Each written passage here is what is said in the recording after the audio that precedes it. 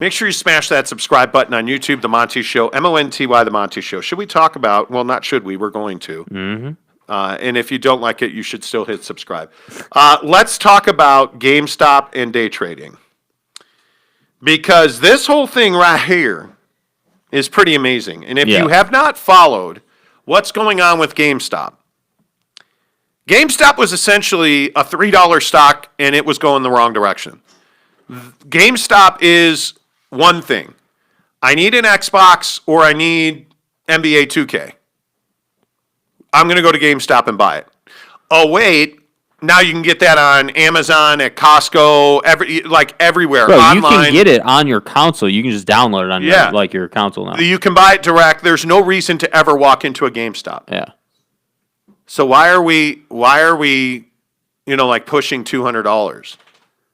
Why are we just juggernauting the GameStop stock? All gas, no brake. Like, literally, there's not even a brake pedal in the car on GameStop. It's just a gas pedal. It is remarkable what is going on with GameStop. And you know what I think is amazing is that you have a situation where a bunch of people on Reddit essentially got together and said, no, you're not going to short the GameStop stock. We're going to outdo you, and we are just going to flood the market with buy on GameStop. And boy, if they haven't. Yeah. And if you look at where GameStop is now, we're talking about guys like Elon Musk getting in to GameStop. You look at a guy like Michael Burry, the original Big Short on the mortgage industry. He shorted, like The Big Short, the movie. Yeah. Go see it if you haven't. He owned roughly $17 million in GameStop stock, which is now worth $250 million. Like, this is no joke anymore. And it really, the thing that's fascinating to me is the people who shorted GameStop stock. That's hard to say. Yeah. The people who shorted GameStop stock have now lost billions of dollars. For no other reason than a bunch of people on Reddit decided to screw with the people that were shorting. Yeah. And just dumped tens of millions and now billions of dollars into GameStop stock. And it has just pushed it up. Mm-hmm. Do you like this? Why am I fascinated by this? Well, it's fascinating, frankly. I mean, the whole idea of a situation where it is not a situation that is simple math, right? It's not A plus B equals C in these kind of situations with the stock market. It is totally a consumer opinion-driven thing. So in this case, you're right. It was totally retribution because people were pissed about how many shorts there were on the stock already. And so they were just essentially, this is like a schoolyard beef essentially, right? Like they were upset with something that had happened. So they decided, hey, we're going to do this to screw you. And we don't really care what happens. And now we're here. And that to me is what's so crazy about day trading on the stock market, whether you do it sometimes or for a living or whatever, like however you do it. It's just such a fascinating thing. You can make so much money in, like, I'm not kidding, in literally 5 minutes, you can make a ton of money. But in 5 minutes, you can lose your ass. And that's the crazy part about this whole thing. So, yeah, I think it is fascinating. I think it's classic American capitalism. I think it's classic, like, hey, this is how money moves in our stock market. And I love these kind of stories, man. I think it's amazing. Well, the thing that's fascinating about this is, and as of 7 a.m. Mountain Time, GameStop closed at $147.98 yesterday. Right. It's 52-week low, and if you don't know these terms, 52-week low, 52-week high, over the last 52 weeks, 1 year, the low was $2.57. It's going to open at $210.51. Yeah. It was at $2.57. That's the price per share, by the way. Yes, it's going to open today at $210.51. Overnight in the foreign markets, it was at $243.10. Like, are you kidding me? Like, and this is after it closed yesterday at 147.98. Its high was 240. It gained $100 in after hours trading. Yeah. Like, this is nothing to play with. And that's the fascinating part. It's not just here. Like in the under, like, I don't even fully have my head wrapped around like how the entire process of the stock market works. 6,000%. But like just the idea that a stock, because the whole reason this story is even a thing is because we're talking about GameStop. We're not talking about like a blue chip like, Disney. We're not talking about like some major brand. I mean, yeah, GameStop is a big brand in the gaming world, but it is dying because of what you were saying, because now we can get everything digitally. So, I can remember going to GameStop as a kid to get games and to do things. In fact, that was like some of the best days I had, Yeah. But like now it just doesn't matter because, my Xbox One at home, I can just download the game right off the internet. Like it's not even a big deal, But what this is, and I hope people will wrap their arms around this, this is what it is in 2021. It's Twitter, it's Reddit, it's YouTube, it's Instagram. That's how GameStop stock has risen 6,000%. Crazy, when dude. Elon Musk is tweeting to his 43 million followers, buy. And what do those people do? They go and buy. Yeah. And Reddit is powering this. Did you buy? No, frankly. Yeah. Because I think ultimately what's going to happen is I agree with Michael Burry. The balloon is going to burst. Yeah, at some point. And and the sad thing is people who are like, oh, well, I'm a day trader once a year. Here, I got $5,000. I'll just throw it in there. $5,000. That's a lot of money. A guy on Reddit yesterday said he's never traded before. He's going to buy $5,000 in GameStop stock, and he's going to wait until it gets to 400 and sell. It's never going to get. It's never going to get to 400. I don't think it's ever getting to 4. But see, but this is why the stock market's crazy, because Jimmy in Nowhereville, Kansas, is following this, and he's saying, well, if I put 5,000 in, that means I'm going to turn that into $1 million. But if it just gets to 400, and we're going to be good. The problem is, Jimmy, on Friday or Monday or in a couple days, the stock's going to plummet, and you're going to lose your $5,000, and you're going to be pissed off, and you're never going to try the stock market again. But whereas you got guys like I saw on Twitter this morning, I don't remember his name, but basically said, hey, I've had this stock at $3 for 20 years. It was just in my thing. And now it's at 200, whatever it is, 210 or whatever it was. And you have people like that who have made their money now. They've made their killing. They've made their $250 million or whatever it is, and they're going to pull out. Well, what's interesting is Joe says I bought $5,000 when we were at $52 a share. He did. Wow. Okay. So he's making money. I put another 10 in at $75. So you're $15,000 in. I have a sell order for $255. The question, Joe. So Joe, wait. But Joe, how do we know how much money that would make, Joe? Is there any idea on that? I don't know, Joe. Joe is. Not even exact numbers. Just like a ballpark. Like what are you talking about making on that? Yeah, he is. He's in an interesting spot because here's the question: it's probably not going to get to 255. I wouldn't guess it would get to 255. Yeah. So it's at 210. You said. Joe said, "I'm not comfortable putting out there what my profit will be, but we are closing in on middle six figures." Okay. Fair. That's all we're looking for. So, I mean, that's a really nice profit. He said, I've got a bunch of friends. We pooled more money. So we kind of set up a fund. This is what you're missing, Monty. We set up a fund in 36 hours with 17 of our closest friends and coworkers. Like, that's how day trading works. Yeah.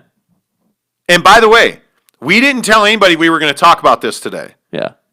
So This is just a totally random conversation with a guy who's got 15 G's of his Well, own money but I think it's into a pot fascinating. with 17 other people. Yeah. And they're looking at $500,000 in profit in less than a week. In less than a week. It's crazy. It's amazing. My brother day trades on a regular basis. He is watching minute by minute. We are likely to dump if it goes. Wow, what if it goes below 195? We will dump. But see, and again, and this is what we were just talking about, right? I feel like we're covering a live sporting event or something right now, right? Like we're at a place where it's at $210. If it keeps climbing, people like Joe that just commented are going to keep pushing. You know, they're going to put money in, right? People are going to keep buying, and the confidence is going to keep building that there's still a steady climb. You know, you've got the guy. You know, not Joe, but the other guy who put in $5,000 and is hoping to get to 410 or whatever he said, right? You have those guys. You've got this guy, Joe, who's got him and 15 buddies who put in a ton of money in 36 hours, and they're going to make a ton of money back. So the question is, and again, this is what I love about it. Where's it going to go? Because this is kind of the same idea as like gambling, right? Not that day trading is gambling.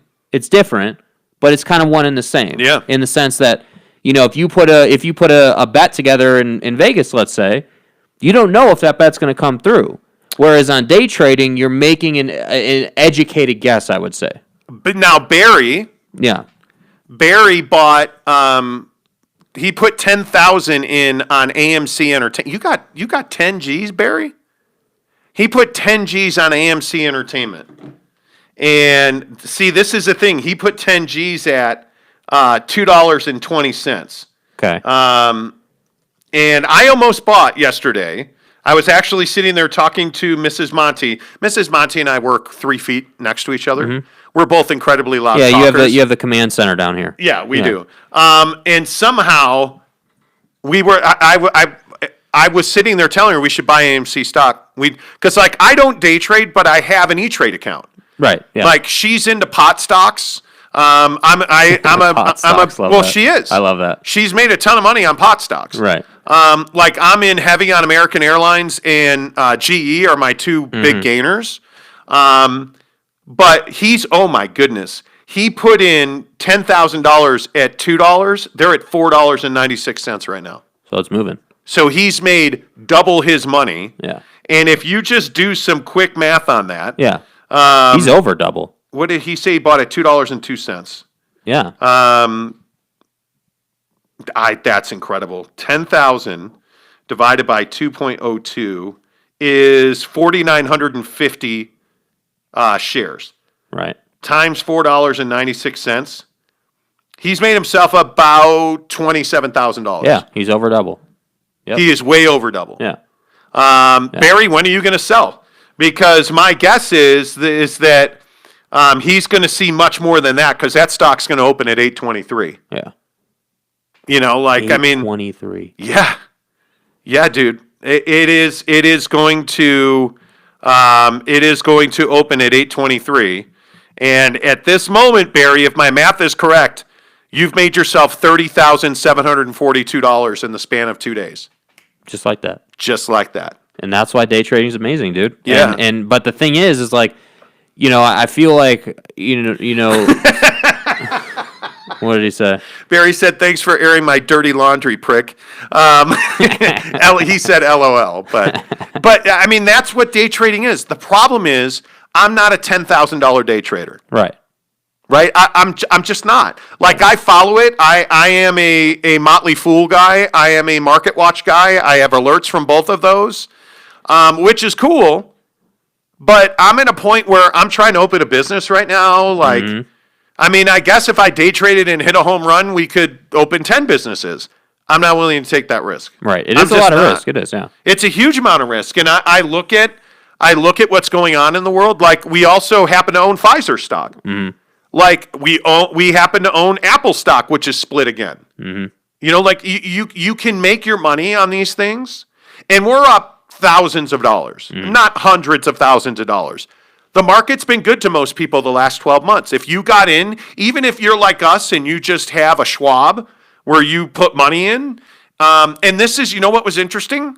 I was talking to a guy at Yelp yesterday that I work with, and he was telling me that he's got a Schwab account through a financial advisor. He's got like $60,000 tied up in the Schwab account. And he was telling me, well, hey, I have X amount of money that I'm willing to play with. And he said, I know that you E-Trade. Would you E-Trade? And it's over $100,000. Would you E-Trade with that money? And I said, it depends. Like, what happens if you lose every penny of that money? Well, and that's the question you have to ask. And he said, well, I would probably be paycheck to paycheck at that point. And I said, no, I wouldn't. Maybe half of it, maybe a quarter of it. $25,000 on E-Trade is going to take you a long way. Yeah. If you day trade with $25,000, you probably are going to make at least a 25% return on that money. Right. If you're smart and you do your homework and you don't reaction buy, Yeah. you're gonna do well. If you follow the market and if you follow, like I follow a ton of stock guys on Twitter, and I actually got into this because I have alerts on Reddit for stock, because Reddit is actually a good place for stocks. But my point is, I still think the financial advisor Schwab perspective has a lot of credence to it. Give those guys your money. Let them buy your mutual funds. Let them buy your one-off stocks. Like our guy buys us Microsoft, Costco, Apple, like he buys us the blue chips. Right. Because you're going to go long on those. Yeah. And that's going to be your retirement. And we're way up in our Schwab, by the way. Our guy's done a great job. Yeah. Like, hey, you feel comfortable with that. We put money into that account every single month, right? We don't play much on E-Trade. We should probably play a lot more. Yeah. Frankly. But when you're trying to open a business and you're trying to look good financially, you really don't spend any money at all, which sucks. But it's just really interesting. This whole thing is fascinating to me, I guess, is where I'm at. Yeah. Right? So I'm happy with my financial advisor, but like I was telling this guy at Yelp yesterday, if you've got that kind of money, it shouldn't just be sitting in your savings account. No. Frankly, if you've got $10,000 or more in extra money, it shouldn't just be sitting in your savings account. Yeah. If it is sitting in your bank account, you better have it earmarked for something. Yeah. It needs to be doing, like I've got money sitting in my accounts right now because we're opening a business. Yeah. So if I wasn't, I would be doing something different with it. Right. It would not just be sitting in my bank account earning money for Wells Fargo. Right. Like it wouldn't. So my point is, I think if you have a bunch of money sitting there and you're not of an entrepreneurial mindset, you better be putting that money somewhere. Yeah. Yep. Yep. By the way, Yelp released a bunch of stats yesterday, which I thought was really telling. And I think I sent this to you. A lot of people have told me how crazy I am to be opening a business this year.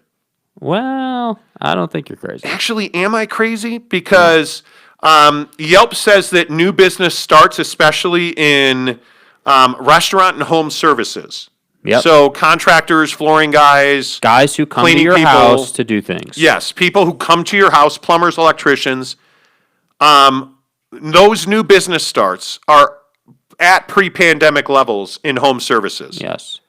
In the restaurant business, they're at near pre-pandemic levels over the last year. New openings were up year to year in Q4 for grab-and-go food services, including food trucks, dessert, gourmet food stores, and bakeries. Like, you're looking at a massive amount of people opening takeaway food options. Yeah. As they should be, because that market sector has exploded in the pandemic. Because you're an idiot, but there are people who go and sit down in restaurants still today, if you can believe that. Yeah. Most people are grab and going. Yeah. Mrs. Monty and I are 100% grab and go. Yeah. Yeah. Unless it's Mo Betta's and the place was empty the other day, and so we ate there. But in this day and age where I can have Cafe Rio on my doorstep in 15 minutes, it's right down the street here in Daybreak. In what do they call the district? The district, yeah. I can have Cafe Rio on my doorstep in 15 minutes. It's great. In this sector of the restaurant industry, you'd be crazy if you have $100,000 burning a hole in your bank account. You got to figure something out. Yeah. right? You do. Like the grab and go dessert business is massive right now. It is one of the healthiest sectors in the new business startup world. Because it's simple, it's efficient, it's easy. And there's a huge demand for it. Yeah. Grab and go American, huge right now. Yeah. The only sector, and I want to say that it was either the Wall Street, somebody wrote an article about the different food categories that are doing well and those that are not. Chinese food and fresh fish is suffering right now. Right. And I think there's a stigma around, the the China virus, the Wuhan flu, Right. Right, like all of these things. What did Trump call it? The Kung flu. The Kung flu. I think it really damaged the Asian food market in this country. Yeah, I would agree. I think he did real damage to that. I think though, when you look at what's doing well, grab and go Mexican, grab and go American, which is burgers and fries, and grab and go dessert. Yep. Grab and go dessert is like, how is this possible? That grab and go dessert has become the number one sector in grab and go Because food it's stores. easy. It's amazing. Easy. It's not. It's in and out. That's it. Like Yeah. people just want efficiency. That's all. By the way, are you going to day trade? I not for a living, no. But like, yeah, I would totally get into it. Yeah. Dip your toe in the water? Yeah. I mean, I've always been fascinated by it, and I know people who do it. Who do it for a living? I mean, Yeah. obviously that's a totally different ball game. But like, I know people who Absolutely, do yeah. it. Make sure you hit that subscribe button on YouTube, The Monty Show, Monty, The Monty Show, to subscribe to our YouTube channel. Really appreciate everybody that's watching, everybody that's taking part in this show on a daily basis. We also have several playlists. You can watch all of our live streams. We every day cut up the biggest topics on the show. Like we will cut up this day trading. We'll cut up the Jazz today.